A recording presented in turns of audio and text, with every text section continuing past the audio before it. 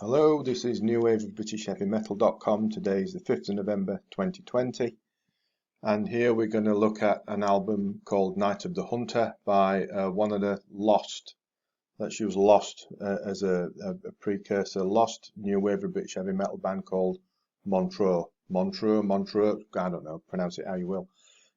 Before I get into it a little bit, the usual favour, if I may be so bold, and that's if you wouldn't mind subscribing to the channel, please. That would be a huge help, really would. Anyway, Montreaux, they're again, like I mentioned a few seconds ago, they're what you might call a lost band from the new wave of British heavy metal days, but their output, such as it was back then, has been rediscovered along with the band, and it's available on CD, but it's a limited run of 500 copies.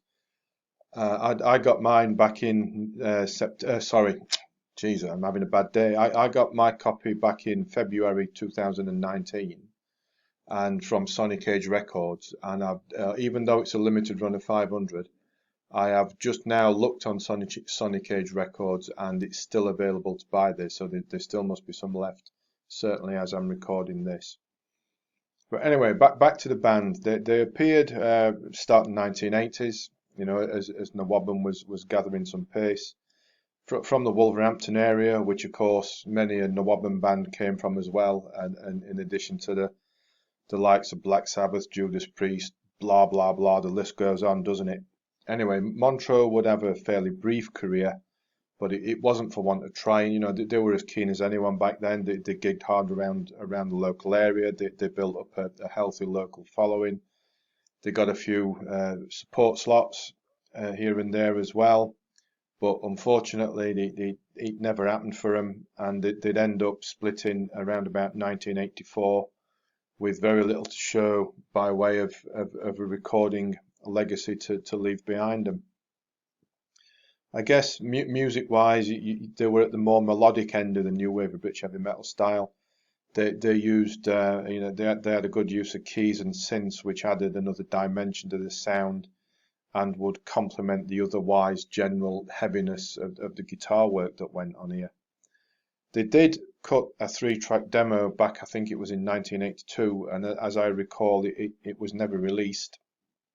And other than that, there was a live performance at Wolverhampton Poly, which was recorded, and that seems to be the entire extent of the band's output. And as I say, that is now available on this CD in that limited run of 500 copies. And it's really good stuff. You know, we've got songs like Flashlights, which really trots along nicely, and it's got a nice big hook to it. Time Zone, Love Affair, Two Worlds Collide, plenty of promise as to what could have been if Montreux would have had the breaks, you know. And arguably they came more into their own in a live setting, and that's evidenced by the Wolverhampton Poly show that's on this CD. It's a really enthusiastic type performance, which demonstrates a fair amount of talent, and we've got some variation here as well, because songs like Goodbye Hollywood and The Last Train to London could easily have been aimed at the singles market and probably done quite successful as well. Really catchy tunes, as well as chunky rockers as well.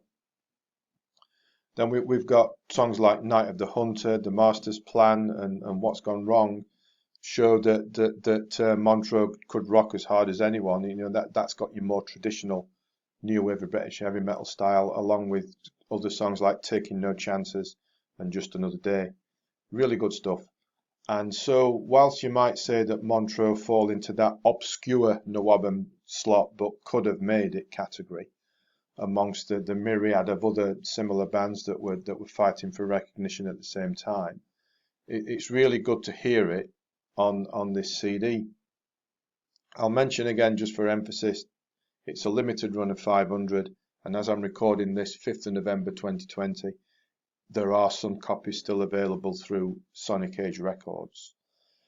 I'll put a link to Sonic Age Records in the description underneath the video, along with a link back to the post on the website as well, in case you'd like to check it out. Hope you do. You might like it. I certainly do. So that's all I'll say about it, other than the usual sign off of please subscribe to the channel if you would be so kind. That would be most appreciated. And thanks for listening and watching, and of course do take care.